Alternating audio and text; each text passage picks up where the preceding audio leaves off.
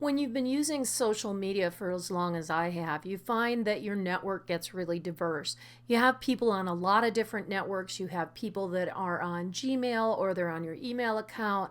Maybe they've got accounts on Facebook, LinkedIn, maybe they're on Twitter. All of these different accounts get updated at different times. And it can be very hard to keep track of a large network and see what everybody's doing and get a really big picture perspective of any trends that are going on out there or things that your friends are saying that you would miss if you weren't paying attention. It's a little easier to pay attention now with Gist. What Gist does is allow you to import your contact list from Facebook, from Twitter, from LinkedIn. You can import your address book from your iPhone or from Outlook, all different kinds of places. And what you get is a cross reference of what everybody's doing. So I'm just going to walk through this really quickly. This is the Account Center home, and you can see I've got Facebook, LinkedIn, Twitter, and I imported my iPhone contacts. Now I can also, if I happen to be using Microsoft Outlook, I can import that with a plugin that will show me the most up-to-date information in my network. It also works with Lotus Notes. If you want to use other email clients, they have to be IMAP. You can't use a POP account. So that doesn't really work for me because I use a POP account. I do use Gmail, and so I could also import my Gmail accounts. You can also go out to social networks and import social networks and the information there. You can bring in your own contacts if you want to, and you can set up notifications so that it'll send you a daily email with a summary of what's going on in your network, or weekly, or you can just have it not do it at all. You can set up a public profile, and this is what people will see about you. Mine is at gist.com/jfouts. I know that's a big shock. And it really gives some basic information. And on every single level, you can decide if you want this information private or public. A lot of this information may be things that you don't want to be completely public.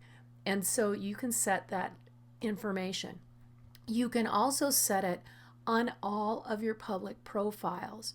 So if there are profiles that you want to keep private, you can do that really easily by just changing the icon. You can add a lot of information so that if your friends log in, they can find it, but it's not public. Gist is really trying to get around some of the issues that Facebook's had. So we're hoping that we're not going to see those kind of conflicts here. Let's move on to how you can sort things. And this is where it gets really interesting. You can look at people in your network and find out what people are doing across all of their networks. See here, it will show us how many sources you're getting the information from. And this is really how many places that you've uploaded your contacts for that you're connected with that person. Rick Bacchus at St. Supery Vineyards, he's ranked as an 80 in importance, and if I decide to de-emphasize Rick, I can do that. I can just lower this number, or I can leave him where I really think he is. He's very important in my network. He's in 3 different sources, and I can mouse over it and I see it's Facebook, Twitter, LinkedIn. I can see if I had imported my Outlook contacts, I could see that I would have that information here, how many things I'd sent, how many things had been received, recent activity on his account, and whether I want to watch him or not. Maybe he's not somebody that I want to really watch. Maybe I want to shorten this list to people that are really crucial for me to pay attention to. And you can change that depending on how many events. You can also sort it by level of importance and decide maybe you only want to see people that, they're really, really important to you over 45. And you click OK, and it'll go through and search all of these and show you the ones that are at level of importance. You can also sort it by companies. So if you're following specific companies, you can go through and look to see which of these companies are really important that you follow. And what you get in the end is a dashboard of really, really current information. You can say that you want it from the last 7 days that you want it from the last 90 days, all the time, or just the last 24 hours. Again, you can set the level of importance of the people that you're looking at. You can include RSS feeds and news. You can include Twitter or exclude it, include or exclude Facebook. You'll very quickly get an idea of what people are doing, and you can see the most recent updates. So all in all, what GIST does is help you to keep on top of what's going on in your network. You can see all of the different places that people have updated.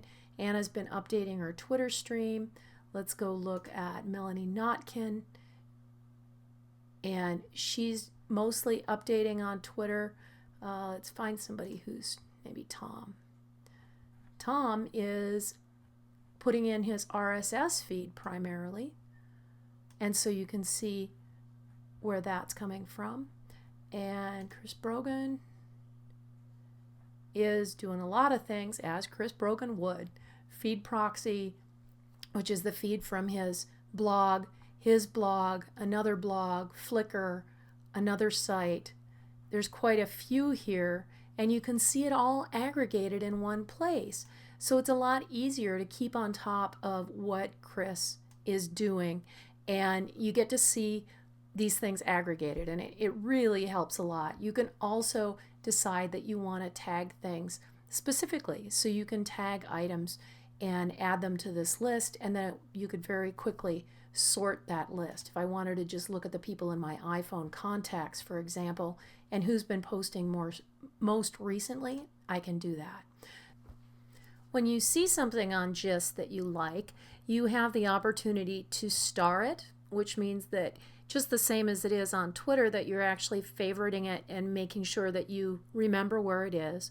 You can check it as already read, and that'll make it disappear. You can email it and share it with your friends, or post it to Facebook or on Twitter. So let's post this on Twitter.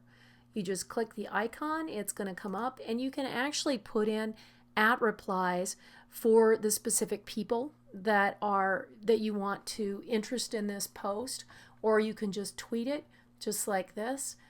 You can say, "Great post from Remarkablogger."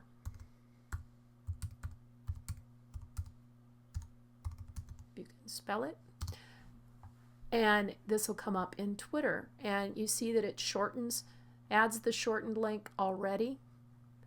And we post it. It's now posted it to Twitter. It's really that easy. So you can use this dashboard to share information that isn't necessarily already on Twitter. You can look at some of the other feeds, maybe this feed from Gawker, any of these things. You can look to see what this person has shared and share it with your networks directly from your GIST dashboard. So that's what GIST does. Right now this is in beta, but it's very easy to join. You should definitely check it out and see what you think. And please drop me an email and let me know.